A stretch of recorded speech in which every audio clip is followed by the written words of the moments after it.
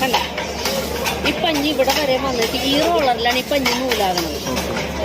thread കണ്ട, ഇത് ത്രെഡിന്റെ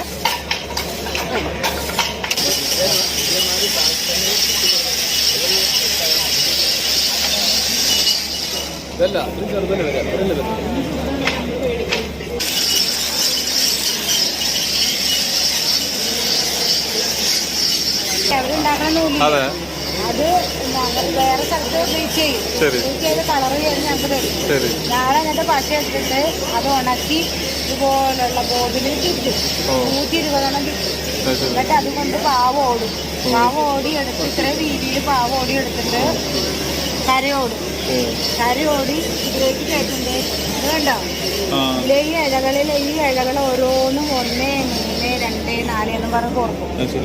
ഈ ഇലകൾ 2 ഇതിങ്ങനെ കോർത്ത് ഇതിൽ നിന്ന്